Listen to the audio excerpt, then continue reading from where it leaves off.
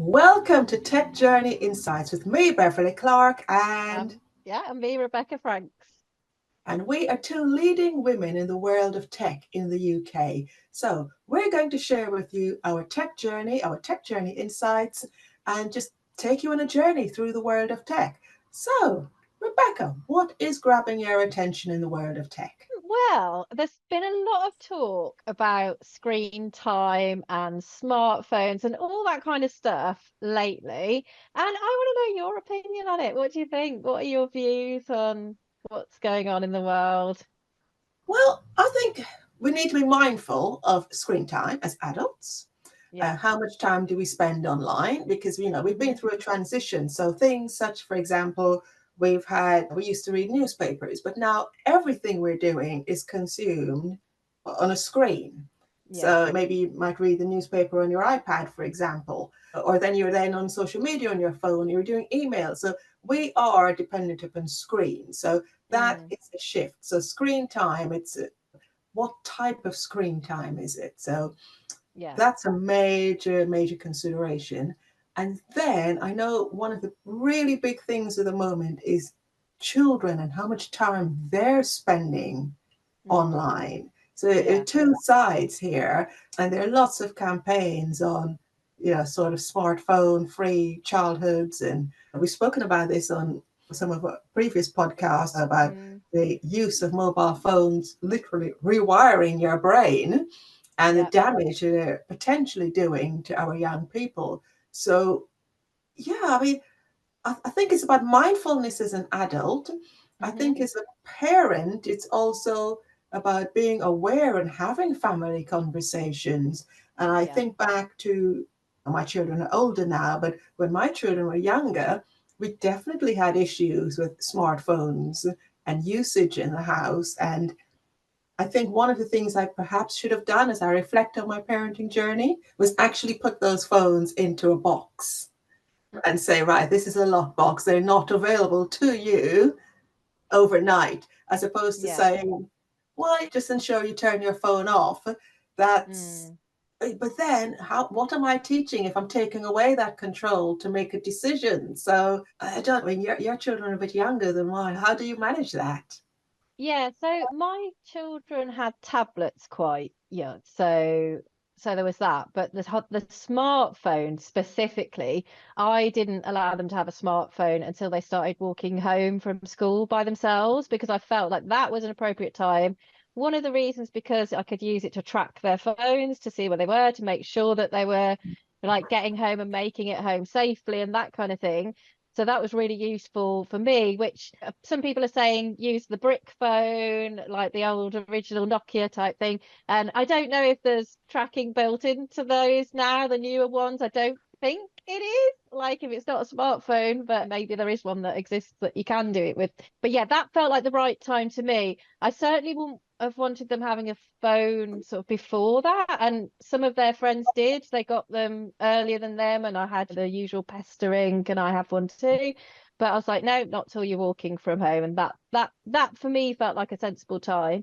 But then also when they had them, and same with their tablets, so tablets and smartphones, we put the screen time limits on them. So it stopped working after, I think when they were very young, about 8 o'clock or something like that, maybe a bit earlier. And as they got a bit older, then we brought that to 9 o'clock. So at least it stopped working after that point in time. So it was just Mm-hmm. an automatic thing, and then you put your pin in to release it if you wanted to. So if you were out somewhere and they wanted to use it for another half an hour or something, then you could. But most of the time it would stop working at that point, which I think was helpful for them. But I'm more about teaching about responsible use and having the conversations and getting them to learn. Well, if you're on your phone all night on TikTok, you're going to be tired the next day. And True, you're true, very going, true. Yeah. yeah, and you're going to have a worse day because you did that, and getting them to learn the consequences of that behavior.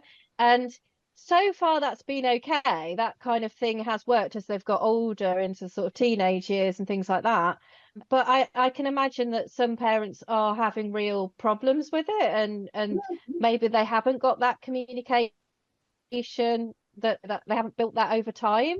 So that for me, having technology young, very young, like the Mhm. tablets, meant that I could have those conversations as they were growing, getting that drip feeding the responsible use as they got older, continuing those conversations as we go into teenage years.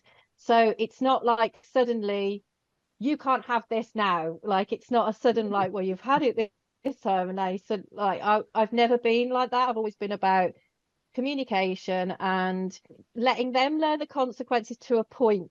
So in a safe way. I think Mm. that's it. It's keeping an eye on them. And we always had that sort of mirroring of being able to look at what internet sites had been, what websites had been on and what apps they'd been using and all that kind of stuff, being able to monitor that too and just keep an eye on it. Like if you've got an iPhone, you can set up the tablet to mirror the iPhone so that you can see exactly what messages they've been sending and all that stuff. So if every so often you're going in and checking that, you're just keeping an eye on any kind of situation that you might need to keep an eye on. So it definitely helps, but it's a Mm. journey. Like you have to just keep learning, keep talking, and that to me has seemed to have worked. I suppose my children are a bit younger than your children, so we're kind of slightly Yeah. sort of behind in that sense. I suppose mine have probably had tablets a lot younger than yours potentially. I don't know. Potentially, when we look at ages, but it's parenting styles. I mean, Hmm. one of the conversations that's coming to the fore now is it really down to parents, or what sort of responsibility do the manufacturers have Yeah, in this yeah. debate? Should we? I mean, I've thought to myself, should we have phones for adults and phones for children, which have access to different things? But Yeah. then I know there's going to be an issue where children have got adult phones. So is that Mm. really sensible? And is it, can we actually control it? And something you just said is really, I want to delve into that a bit deeper. It's the whole tracking issue. Yeah. Now, I'm going to pose a scenario here, and I'd like our listeners to join in with this scenario. So, Hmm. you've given your child a phone, they're walking home from school, they're 14 years old for argument's sake, and that their journey is going to take them 15 or 20 minutes, and they've got to come along a certain route. Yeah. But you are tracking this, and you're able to see that somehow they're not on that route. Mm. Is this a danger issue? Or is it that young person is just going to nip into their friend's house and perhaps play a game, or maybe kick the football or do some sort of activity, and then they're going to come home, or they may have even said to you, I'm going to go somewhere else, or maybe they haven't, and they're just going to come in a bit 5 minutes later. Should they not be allowed to do that? Because if you see them veering off the path, then Yeah. you could be on the phone. Excuse me, where are you going? What are you doing? Is Mm. it danger, or are we sort of cramping their style? That's my Yeah, question. I suppose that kind of happened because there's two ways home that my children can walk home, and when one of them started walking the other way, I was like, what's going Mm, on here? So like I always know roughly what time they're due home. So like if they go slightly over that time, then I might start tracking and thinking, well, let's just make sure where are they? And just tend to be just pop into the shops. That's okay. They're spending their own yeah, money. They're at the shops, completely fine. I wouldn't ring them up at that point because they'd gone a different way. I'd keep an eye on them just to make sure they're not suddenly 10 minutes away, potentially in a car or something like that. But keep an eye on, oh, they've just gone to the shop. Oh, keep it that there, they're heading home now. So in a way, maybe that's better because they're not having me panicking and ringing them up because they're 5-10 minutes late. Like they can just get on with whatever they want to do.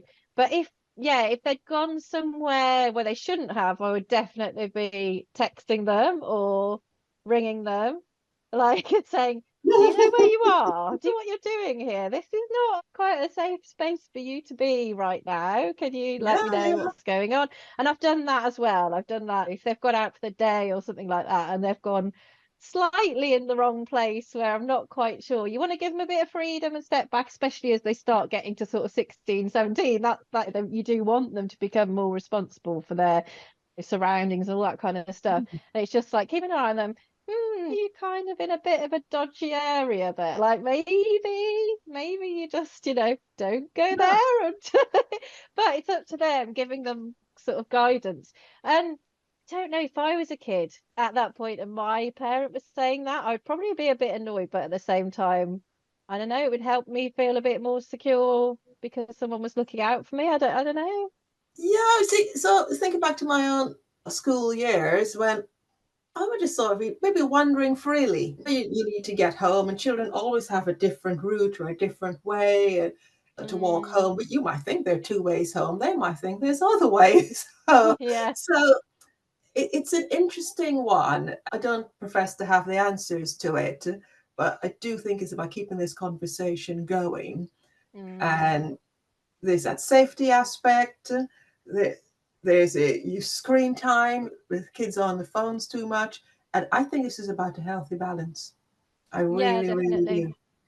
Yeah, and this is the world that they live in. They that's their social life. It's on their phone. It's less in person these days, which as like a child of the 90s, when I was off out constantly all the time, going all sorts of places, it's not like that now. Like that isn't the world. The world has changed. We have moved on.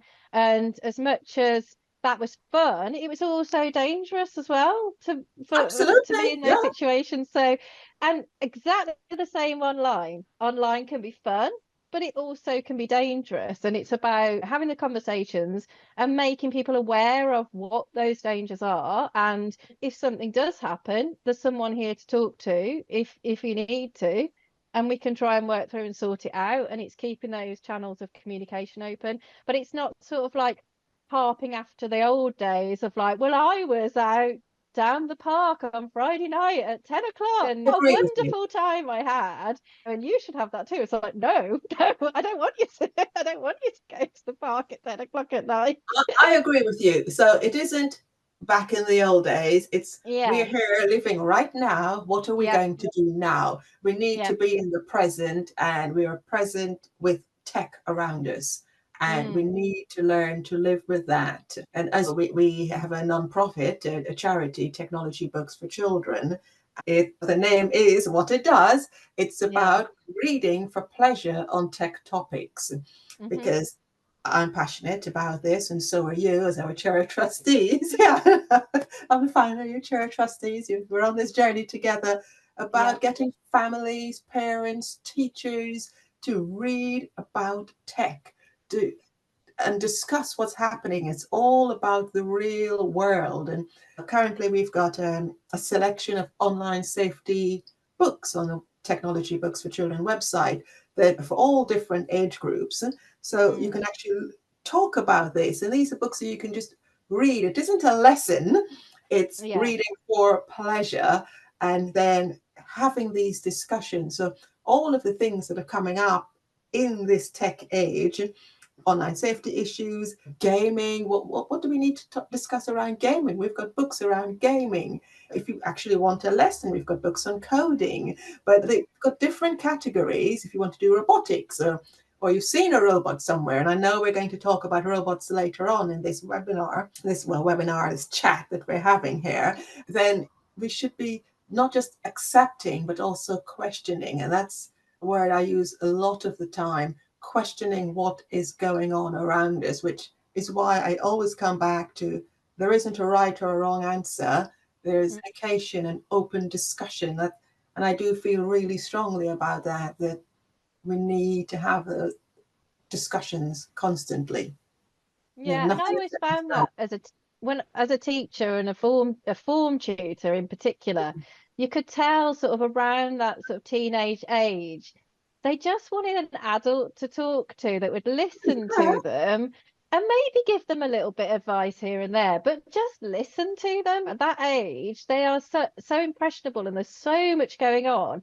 Just having someone to talk to and like and listen to what they're saying is just so valuable for them at that age. So it's really important to just keep talking to your children as the mood swings go up and down, and sometimes you have to bite your tongue and all that kind of stuff. But just being there for them is just so, so important. Like, and books can do that. And it's we've got books for young children. It can help at that age.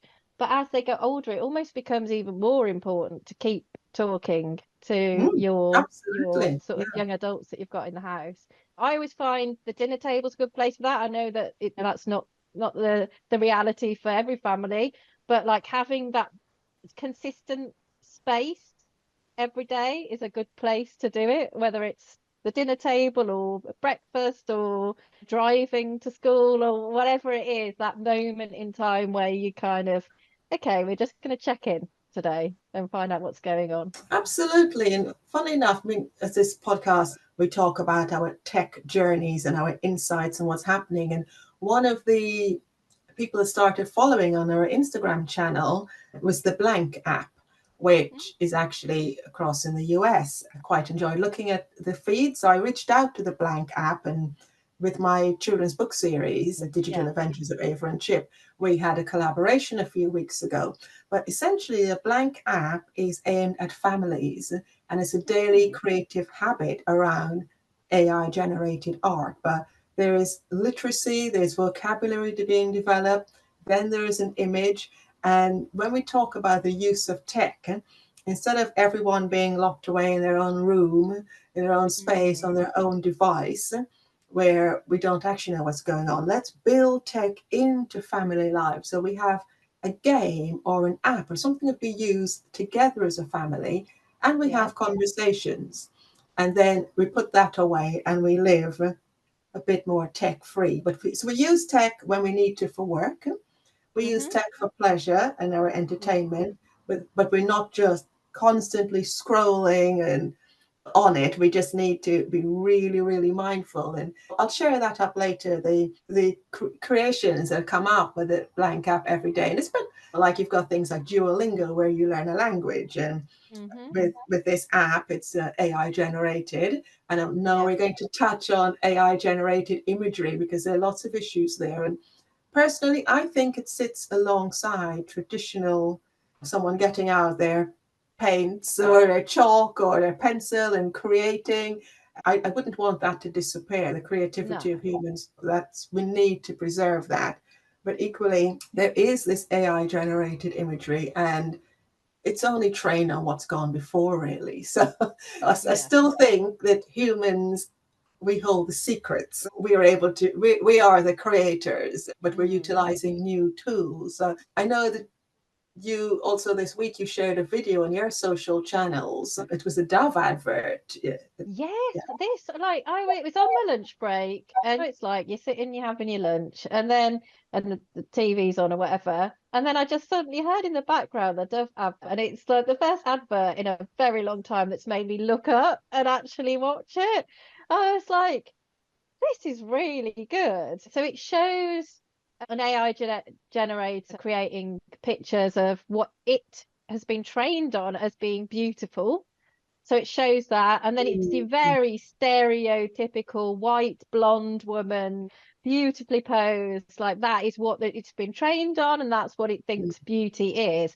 And then they bring in what is beautiful based on like the Dove campaign.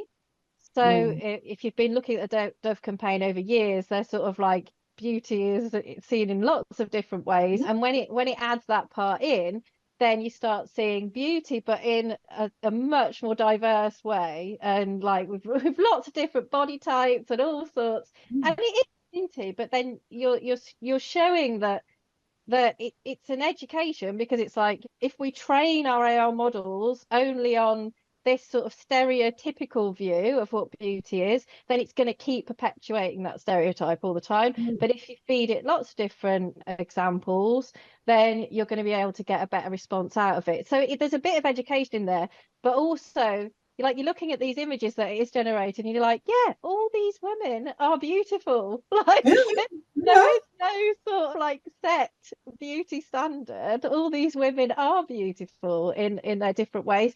So like it does make you feel like I did get a little bit sort of choked up watching it. I'm sure it was a bit staged. It says that it was based on a real AI thing. So I mean, I'm assuming it is, but you never know with adverts.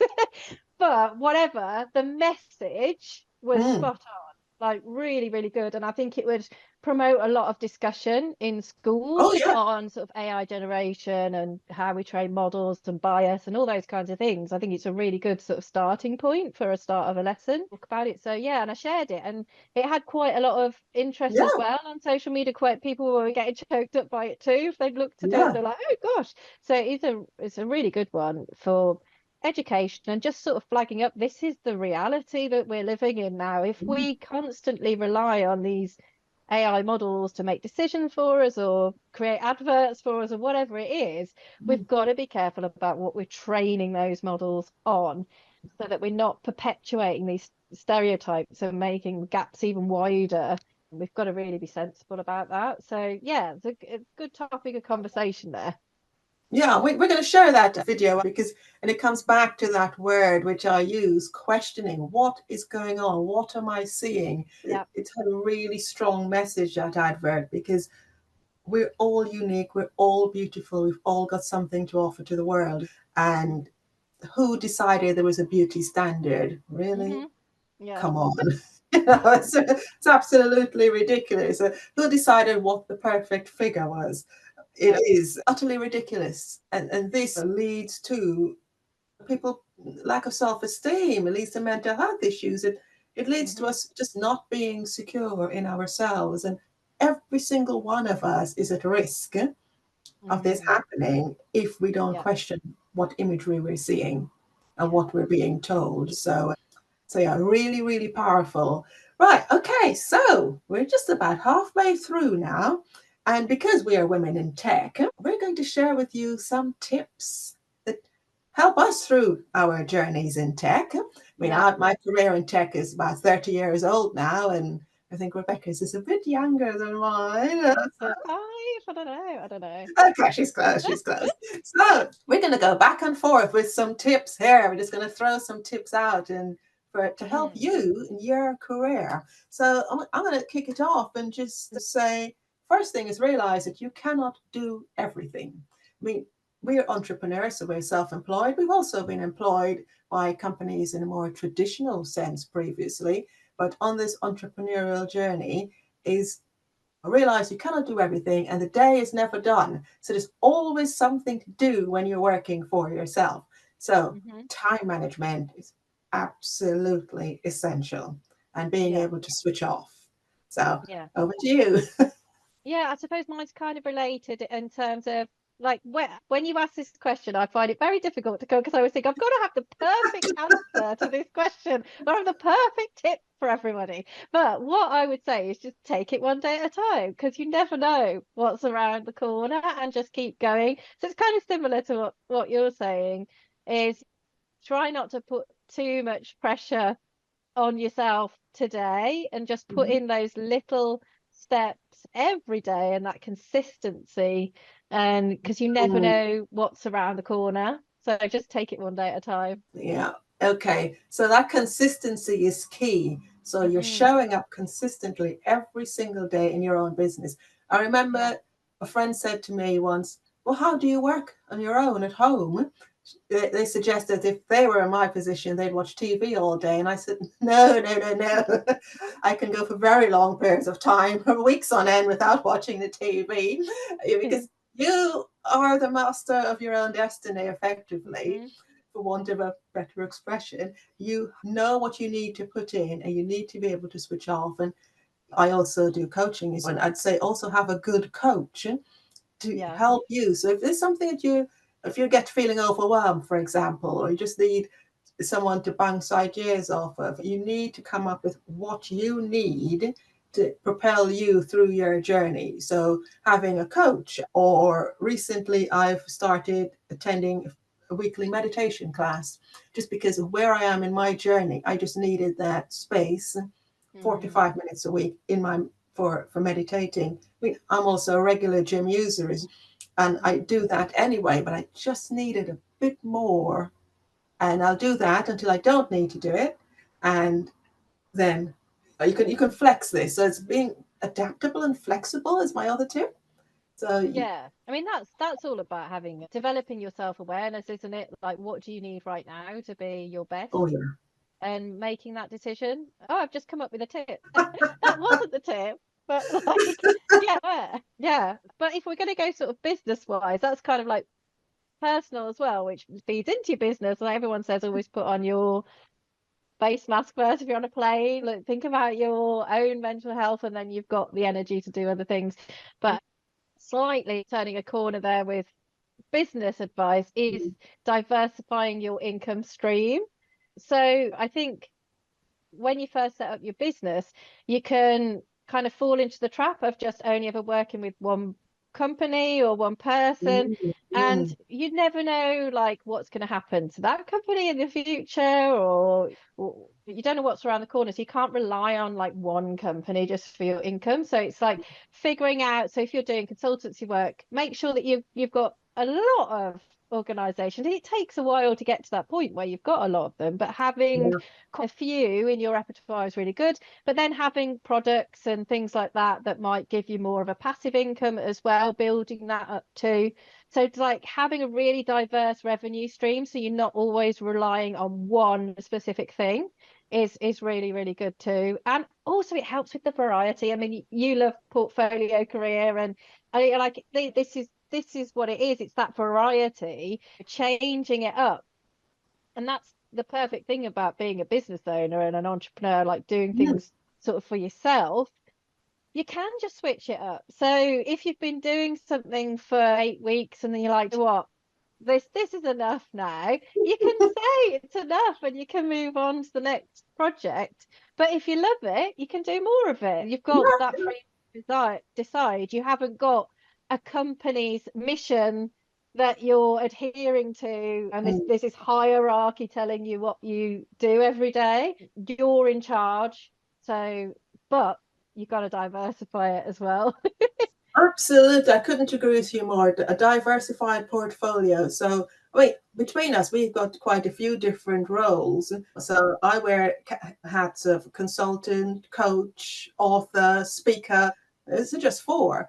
So, income streams. And I'm a founder of a charity, I'm a trustee for another charity. This is diversifying things up. Yeah. And what that also means is that you're personal learning network, something I'm really passionate about, Mm. is how you build. So it's networking, it's who do, and Mm-hmm. that's in person and offline. Okay, I Yeah. mean, I'm a fan of in person meetings. In fact, I reckon I can do more of them if time allowed. Just go out and meet people, look them in the eyes, shake their hands, talk to them, Yeah. build a real human connection. And that's what makes a difference in all the work that I do, meeting people in person. That's So yeah, I experienced that last weekend. We were at Wirral Make Fest, which was really, really fun. But yeah, so my two business partners, we all work. Flip Computing is run completely remotely.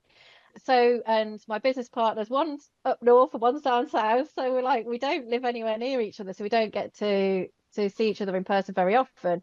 But we did it for Wirral Make Fest, but also the network of people at Wirral Make Fest. They're mm, just such a fab bunch of people. And yeah, you might speak to them briefly on Twitter here and there, or LinkedIn, but you never really get to have a proper conversation with them and just listen to what they're up to and that kind of stuff. mm. And it is nice to get out there and speak to new people, or just speak to people longer in an actual real world conversation is a lovely thing to do as well. It's great. Just that in person meeting. Mm. It does really change your whole. It changes your career, and when you're self-employed, you need to nurture those relationships and share also. Just don't take, share with other people, and I think that is really, really important. So Yeah. fake news and online Mm. scams, that's something I think people really need to be aware of. And Mm. again, it's questioning, what am I seeing, what's online, should I be doing this? Because a lot of the imagery, as we've discussed, that we're seeing now it's been doctored, it's faked. Yeah. So Yeah. a lot of the text we're seeing is being generated, in such a way that it draws out different emotions in us. So we need to be really, really mindful of what content we're consuming. So Mm, those are the things that I'm really keeping an eye on. So there are loads of articles, and I'll share some examples of articles that I think people should read and consider what's actually happening and what's yeah. going on. Because that's very really big for me. It is scary because like you do feel like you are being manipulated a lot of the time by what it Yeah. and I like I don't know if it has changed or not, but I do feel like that even the news isn't factual. I don't know. Was it always? And I've just woken up to it, or I don't know. I just feel like I see sort of bias in the news, just in the headlines. And these are like Mm, with trusted news organizations as well, not like not some of them that you're like, okay, this is probably a bit biased, but like trusted news organizations, you're thinking, hold on a minute, you've got this headline here and this headline here, and it's very biased towards one political party. Why? Like, why? Where's the balance? And things like, I'm getting political now. I've just watched myself, but it's things like the Green Party having they've got quite a big presence, but you don't see them on debates and things very mm, often. And I'm like, well, why is that happening? And it's questioning that when people who've only got maybe one member, mm, they're on debates all the time or on the TV all the time, but you don't see Green Party. I don't know what's going on behind the scenes as to why that is happening. Are they not wanting to? Are they being asked and not going? Or are they not being asked? Or are they not being thought of? And it's things like that. It's just what is going on to manipulate the public to make them vote in a certain way. And it's just being very, very aware of that. I think people are getting more aware, but I do think as well there's still people getting quite sucked into it. And I don't know. That is an education thing, isn't it? Is just keeping an eye on that and looking at the facts. But I don't know where the facts are anymore. Like, where and are this the is the facts? thing. Yeah, where are the facts? We don't know. It, it's when I'm scrolling on social media and there's a lot of clickbait, and then the headline and as you say what the text is, they're frequently, as far as I'm concerned, mismatched. And I'm Yeah. like, well, that's not what that said. So we need to be back to questioning. I'm walking around these days thinking, is this real? What is going on? Yeah. Which outlet can I trust? Where has it come from? As we discussed, and I think in our last podcast episode, we spoke about new jobs that are emerging, like prompt engineering. Who Hmm. has engineered this? What's the outcome? Literally, you Yeah, know. and I think because when I was younger, I used to love reading sort of you'd call them the trashy mags with all, and there'd be a paparazzi picture of someone, but you always knew in the back of your mind they've caught them at the wrong time, like they're blinking or whatever, and so and then they're saying they're drunk, so whatever it is, you knew. Right, somebody's took an image here and they've just made up a story, and it's probably there might be a half truth in there, but it's probably not true. And you knew that, you were aware of it. Like, I mean, I was anyway. I don't know that everyone was, but I was. But now it feels like it's not just in that media anymore. It's everywhere. So that I think that's the thing that's concerning is like I feel like I need to have a fact checked source of truth person or organization that Mm, I know, okay, this is balanced and this is fact checked. mhm, And maybe our listeners know of a place where you can get that and it's a trusted place. But I mean, I personally don't know anymore. I just question everything, and that's not good for society, really, is it? Is questioning everything that you read. It's we shouldn't have to live like this. mm. It could lead you to being always on edge, also. Yes, Pros and cons. So, yeah. on that note, questioning who holds the truth. We do not know who holds the No, truth. Okay, thank you for tuning in to another episode of Tech Journey Insights with me, Beverly Clarke, and Rebecca Franks. And we're going to see you soon. Get involved in the conversation, like and share our podcast, and let us know what else you would like us to discuss. See you again soon.